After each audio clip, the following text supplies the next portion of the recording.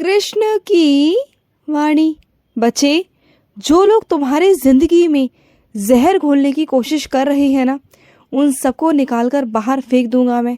चिंता मत करना, अभी बस कुछ दिनों की बात है, उसके बाद उन सबका खात्मा हो जाएगा मेरे बच्चे। तुम मेरी अदालत में खड़े हो, समझ रहे हो ना? तुम अपने कृष्ण की अदालत में हो, और कृष्ण की अदालत में हमेशा न्याय ही होता है मेरे बच्चे। मेरे बच्चों के साथ कभी कोई कुछ गलत नहीं कर सकता, कभी नहीं कर सकता मेरे बच्चे, कभी नहीं।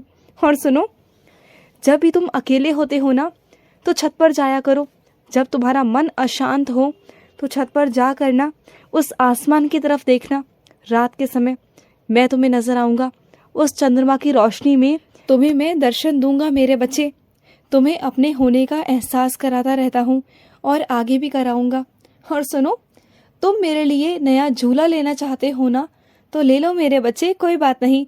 मुझे भी ना अच्छे अच्छे झूले में बैठना बहुत पसंद है। मेरा बहुत बहुत मन करता है झूला झूलने का मेरे बच्चे, बहुत मन करता है। और सुनो, तुम्हारे घर में कोई बीमार है ना मेरे बच्चे, और वो तुम्हारा बहुत करीबी है, बहुत करीबी। तुम उसके लिए मुझसे प्रार्थना करते हो ना, तो सुनो, जो उसके लिए सही होगा वही मैं कर दूंगा। तुम चिंता मत करना मेरे बच्चे, जो होगा अपने कृष्ण की मर्जी समझ लेना। जो भी होगा वो तुम्हारे और उनके भले के लिए होगा मेरे बच्चे। समझ गए ना मेरी बात को?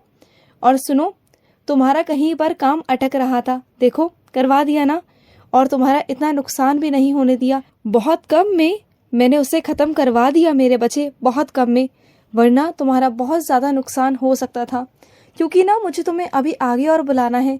मैं चाहता हूँ कि तुम आ ही रहे हो तो ढंग से आओ मेरे पास, इत्मीनान से मेरे पास आओ, बैठो, मुझसे बातें करो, मेरे बारे में जानो। मैं तुम्हारे बारे में सब जानता हूँ, लेकिन तुम्हारा भी तो मन करता है ना अपने कान्हा के बारे में जानने का, कि तुम्हारा कान्हा क्या करता था, क्या खाता था, कहाँ रहता था। तुम्हारे कृष्ण की तो रासलीला आज भी चलती है मेरे बच्चे, आज भी। जो मेरे भक्तगण है ना, सिर्फ उनके और मेरे बीच में होती है, जो मेरे बच्चे हैं, और वो बाहर नहीं करते, बिल्कुल नहीं करते, क्योंकि मैं सिर्फ उन्हें ही अपने होने का एहसास कराता हूँ, सिर्फ उन्हें ही, और किसी को नहीं। तुम मेरे बच्चे हो और तुम्हारे कानों तक मेरी बातें पहुँचती है, क्योंकि तुम मेरे बहुत बहुत प्यारे बच्चे हो, बहुत प्यारे।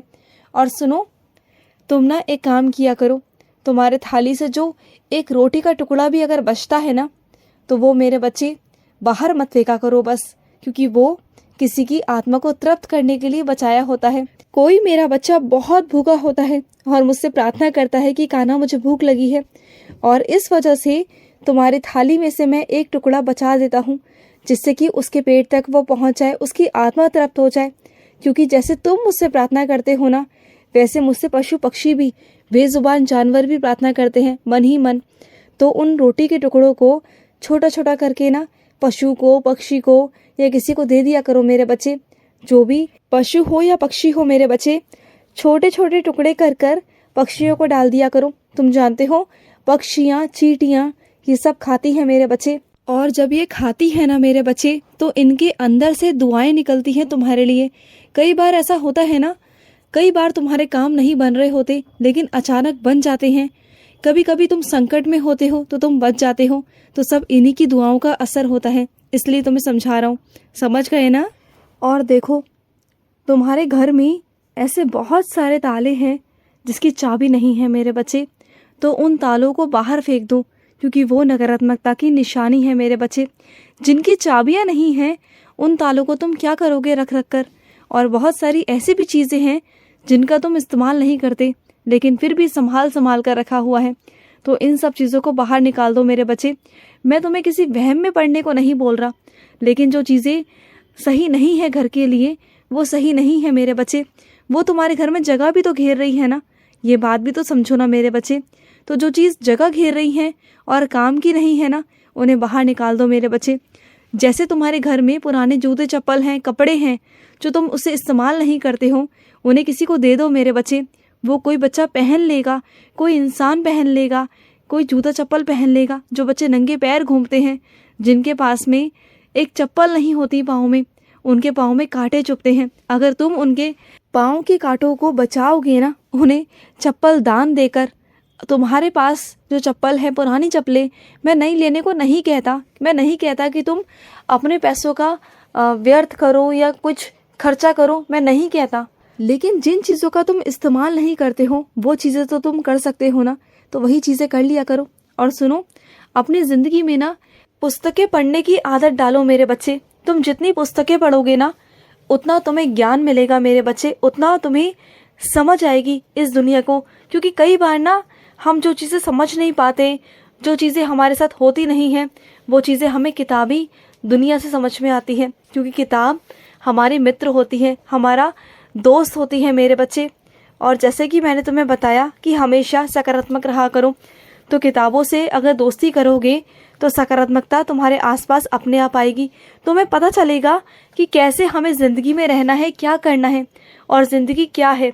बहुत सारी चीज़ें ऐसी हैं मेरे बच्चे जिससे तुम्हें सकारात्मकता मिलती है। और सुनो, मेरा कोई बच्चा है जिसे भागवत गीता की बहुत ज़्यादा ज़रूरत है। अगर उसे दे सको, सक्षम हो, तो उसे देना ज़रूर मेरे बच्चे, ज़रूर देना। चाहे कुछ भी हो मेरे बच्चे, साल में एक बार मेरे बच्चे भागवत गीता का दान ज़रूर किया करो, भागवत गीता ज़रूर दिया करो मेरे बच्चे, ज़रूर। देखो, वक्त बुरा नहीं है मेरे बच्चे, ये वक्त बुरा नहीं है। अगर तुम इसे गौर से समझने की कोशिश करोगे ना तो वक्त बुरा नहीं है। बस तुम्हारी थोड़ी परीक्षाएं चल रही हैं मेरे बच्चे, उन परीक्षाओं में तुम्हें आगे बढ़ना है। मेरा हाथ पकड़ लो, आसान हो जाएंगी सारी परीक्षाएं। चिंता मत करो, अपने कृष्ण का हाथ पकड़ो, तुम्हारी सारी परीक्षाएं बहुत अच्छे से निकल जाएंगी और सब में तुम उत्तीर्ण ही रहोगे। चिंता मत करो, बस मन में कभी लालच मत लाना, कभी नहीं मेरे बच्चे। और कभी तुम्हारे मन में बेईमानी नहीं आनी चाहिए, कभी नहीं। और सुनो, जब तुम अपना काम करते हो ना तो खुद ही काम को किया करो। क्योंकि किसी पर तुम टाल देते हो ना तो वो कोई इंसान अच्छे से काम नहीं कर सकता जिस तरीके से तुम कर सकते हो। समझ रहे हो ना बात को? जिस काम को तुम अच्छे से कर सकते हो वो कोई और नहीं कर सकता। हाँ, मानता हूँ कि कभी कभी तुम्हें कहीं जाना पड़ जाता है तो अपने काम को थोड़ा टाल दिया करो, लेकिन किसी और पर मत छोड़ा करो। क्योंकि वो अपने तरीके से करता है और तुम अपने तरीके से करते हो। लेकिन तुम्हारे कार्यालय में तुम्हारा ही तरीका सबसे ज़्यादा सबको पसंद आता है, तो ऐसी चीज़ें मत करो ना जिससे तुम्हारे नाम पर कोई बात आए। समझ गए ना मेरी बात को? आइंदा से ऐसा मत करना मेरे बच्चे, बिल्कुल भी मत करना। और सुनो, कुछ लोग हैं तुम्हारे कार्यालय में जो तुमसे बहुत चिढ़ते हैं, बहुत जलते हैं, तुमसे बहुत ईर्ष्या करते हैं ना, तो ऐसा किया करो, जब भी वो लोग तुम्हारे आसपास आए ना तो मेरा कोई भी मंत्र जाप करना शुरू कर दिया करो, मेरा नाम जाप करना शुरू कर दिया करो। उनके मन से अपने आप तुम्हारे लिए गलत भावनाएं, गलत चीज़ें वो अपने आप निकल जाएंगी और तुम उन लोगों से बचे भी रहोगे। चिंता मत करो, बस तुम मेरा नाम जाप करना शुरू कर दिया करो। धीरे धीरे कर कर देखना वो लोग तुमसे ईर्ष्या करना बंद कर देंगे, और नहीं भी करेंगे ना तो वो लोग तुमसे दूर हो जाएंगे कैसे भी करके। तुम देख लेना, बस मेरे नाम जाप में वो शक्ति है ना जो असंभव है ना उसे भी संभव कर देती है मेरे बच्चे, ध्यान रखना। और सुनो, सर्दियाँ आ रही हैं, रज़ाइयाँ बनवा लो मेरे बच्चे। तुमने कहा था पिछले साल भी कि तुम्हें रज़ाइयाँ बनवानी है, तुम बनवा नहीं पाए थे, इस साल बनवा लो समय से, ठीक है ना? और सुनो मेरे बच्चे, तुम्हें विशेष तौर पर समझाना चाहता हूँ, जो तुम्हारे घर का झाड़ू है ना वो ऐसी जगह पर होना चाहिए जहाँ हर किसी की नज़र ना पहुँच पाए। एक ही स्थान बनाओ जहाँ पर तुम झाड़ू रखो मेरे बच्चे, और कोशिश करो कि झाड़ू पर पाँव ना पड़े, क्योंकि झाड़ू घर की लक्ष्मी है, उसकी इज्जत करो और उसे ऐसी जगह पर रखो जहाँ पर हर किसी की नज़र ना पड़े। और घर के आंगन में तो बिल्कुल मत रखो कि कोई भी घर के अंदर प्रवेश करे या फिर तुम भी प्रवेश करो तो तुम्हारी भी नज़र वहाँ पड़े। इस चीज़ का ना तुम विशेष तौर पर ध्यान रखो। और सुनो, जो तुमने घर में पशु पाला है ना वो बीमार है, उसे जाकर तुरंत डॉक्टर को दिखाओ, वो बीमार है मेरे बच्चे। जाओ, खुश रहो। आज का रात्रि कृष्ण संदेश समाप्त हुआ। जय श्री कृष्णा।